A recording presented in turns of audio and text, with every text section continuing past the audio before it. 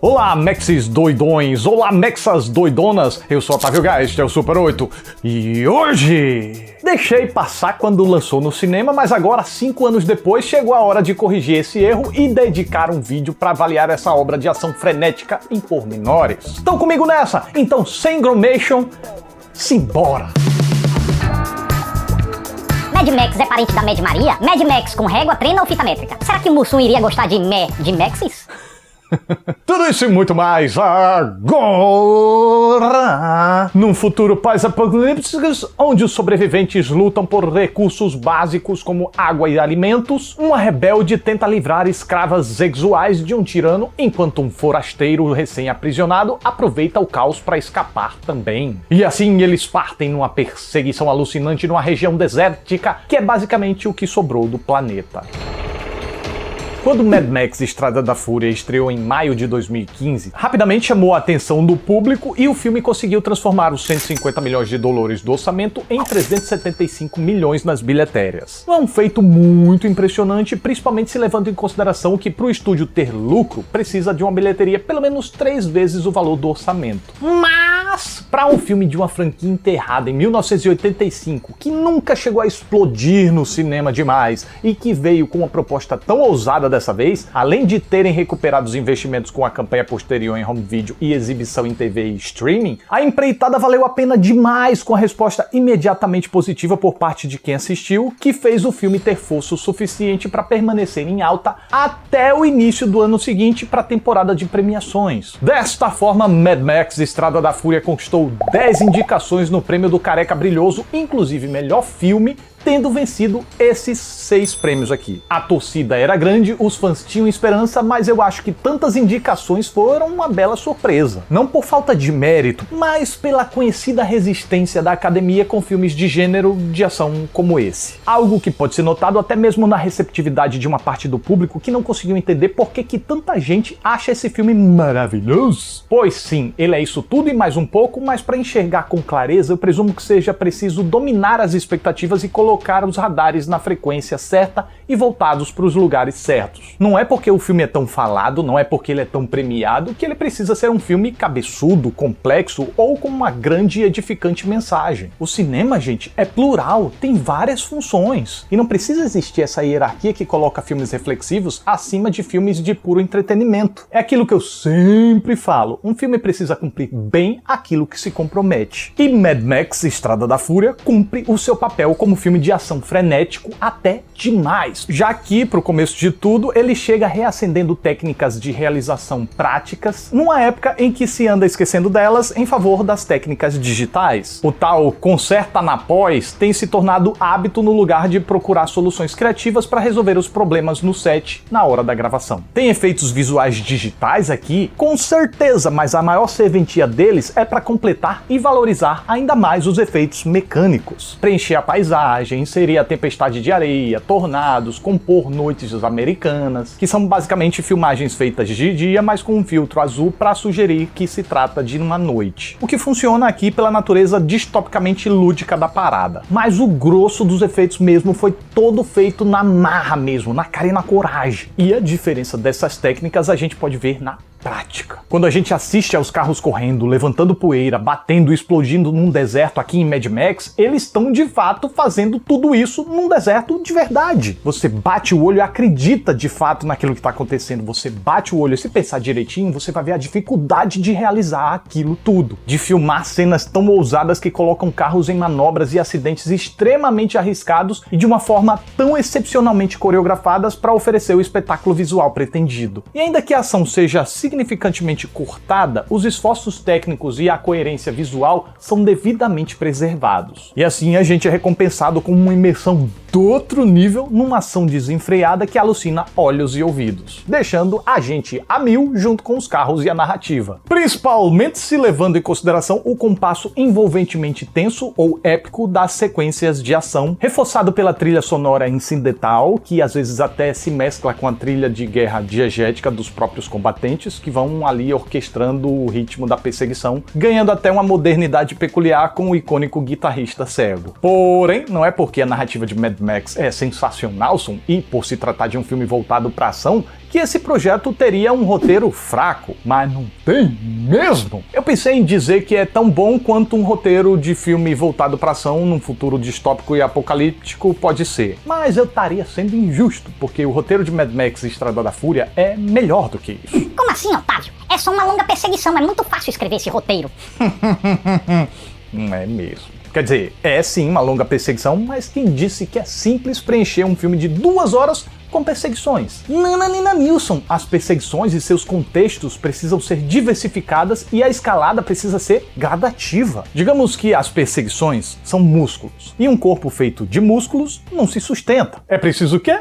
Um esqueleto. E por mais que o de Mad Max pareça simples, ele tem sobretudo uma coisa que o eleva bastante: coesão. As etapas da trama são muito bem conectadas entre si através de uma exemplar relação de causa e consequência, gerando um resultado único que só se tornou possível graças à influência daqueles personagens naqueles momentos. Max, Furiosa e até o Fanatiquinho lá tomam atitudes ou cometem erros que acabam sendo essenciais para a história seguir o rumo que seguiu. Além disso, o roteiro consegue encaixar de um jeito muito econômico, em micropausas ou enquanto a trama está em movimento mesmo, tanto as contextualizações desse universo próprio, ele vai se construindo, a gente vai tendo uma ideia melhor do que tudo aquilo significa, quanto o desenvolvimento de personagens e relações. E essas relações têm caminhos que se transformam de um jeito muito natural, enquanto é importante lembrar, a gente está vendo um filme entupido de perseguições de carros. É porque o filme faz as inserções precisas desses desenvolvimentos nos momentos corretos. Pode reparar como com aparentemente tão pouco a gente consegue entender tanto sobre aqueles personagens e sobre suas motivações. E daí entender a razão para tomarem as decisões que tomam apenas flui organicamente. Ok, como eu falei no vídeo de Project Power, não gosto desses flashes dando pistas sobre o passado dos personagens. E não é porque eu adoro Mad Max que eu vou dizer que eu achei tudo bem esse recurso aqui. Vou manter a coerência e reforçar que eu acho sim um recurso muito porre. Porque é falso, clichê, intrusivo. Entendo que o filme seja uma continuação reboot e precise se bastar sozinho, sem depender do espectador saber que o Max perdeu uma filha atropelada por uma gangue. Mas não dava pra ser menos? Precisava insistir tanto nesses flashes aborrecidos?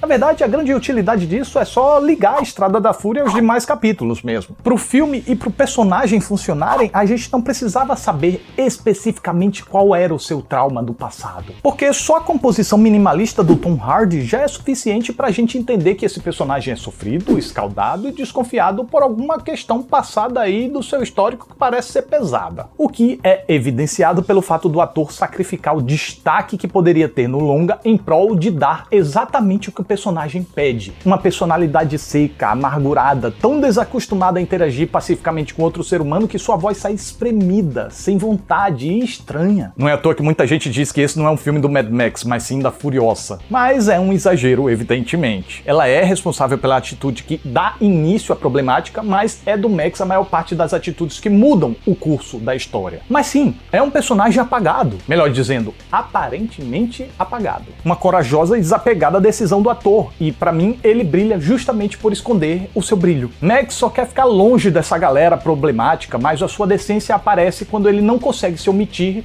quando é requisitado. E notem como o ator transita entre indiferença, empatia, solidariedade e apego, praticamente através do olhar e de palavras que dizem mais respeito à ação. Essa transição acontece não na especificidade das palavras, mas na forma como o ator as diz, no tom da fala. E, evidentemente, é uma atuação solidária, pois permite que os demais atores brilhem. Diga aí, a Furiosa da Charlize Theron é maravilhante, né ou não é? Ela é pauleira, mas também deixa uma doçura vir à tona ao encarar com tanto empenho o salvamento daquelas moças. E vejam só aquilo que eu disse sobre a gente não precisar conhecer o passado dos personagens para entendê-los. Ela apenas diz que tá buscando redenção. E é isso. a nossa mente é perfeitamente capaz de completar o resto. Ela provavelmente já fez muita merda nesse mundo, coisas que ela não se orgulha, talvez se sinta até cúmplice das barbaridades que o Immortal Joe e outros tiranos fazem e fizeram, mas não por opção, porque também já deve ter sofrido muita merda. E o seu corpo e o seu comportamento dizem isso. Desde o braço amputado ao seu figurino, a maquiagem de guerra e até o posto que ela ocupa naquele regime, tudo isso ajuda a contar sua história e a mostrar como ela precisou se tornar uma pessoa muito durona para sobreviver nesse mundo hostil. Falando nisso, que trabalhos excepcionantes o de figurino, design de produção e maquiagem. Porque veja bem, nesse mundo não basta ser durão, você precisa parecer durão. E aí os artistas visuais pegaram esse conceito do universo de George Miller e se descambaram a viajar no pensamento. O que eu poderia incorporar no meu visual e do meu carro para impor respeito, medo e perigo? Então a gente chega em resultados absurdos de complexos, imponentes e realistas de carros tunados com sucatas por parte da galera do design de produção e nos trajes e maquiagem dos membros de cada gangue diferente, de cada hierarquia diferente, até chegar naquele visual que merecia um prêmio sozinho. Vejam como ele é apresentado como um cara doente, caquético e perebento, mas ao se montar, uau!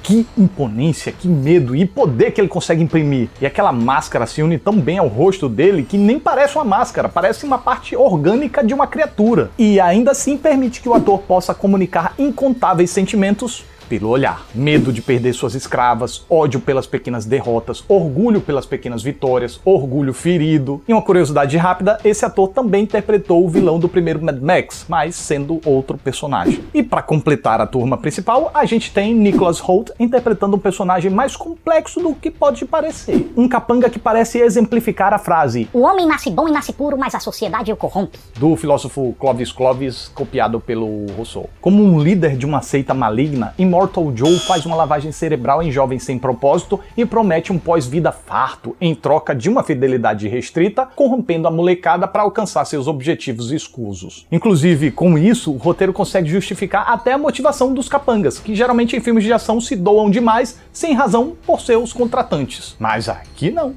Aqui tem fundamento. E realmente, como o personagem do Fanatiquinho é sensacionilson, ele tá diretamente envolvido na trama, ele tem importância e ainda expõe essas reflexões sem que o filme precise falar delas. Ele apenas segue cegamente os dogmas inventados que foram implantados em sua mente e só abre mão deles quando fracassa. E aí, ele não muda de lado por ser um traíra ou oportunista, mas apenas porque, para alguém que seguiu um propósito ao longo de toda a vida, na impossibilidade de continuar, ele precisa substituir por outro imediatamente. E esse novo propósito flui porque seria mais ou menos como teria acontecido se a sua índole não tivesse sido corrompida lá atrás. Mad Max Estrada da Fúria é um filme voltado para ação frenética, alucinante e que se sai muito bem nisso ao valorizar aquele tipo de ação bruto, prático, mecânico que a gente bate o olho e consegue acreditar no que tá vendo. Mas não apenas por isso, mas também porque tem um roteiro coeso que precisa unir tantas perseguições em um filme para deixar, ainda assim, uma experiência muito degustável e gostosa de acompanhar. E essa é a minha reação enquanto eu assistia ao filme. Então é isso, mais um Super 8 tá chegando ao final. Eu fico muito grato pela atenção de vocês. Muito obrigado, até a próxima aí. Valhalla, aí vou eu. Testemunhem! Ah!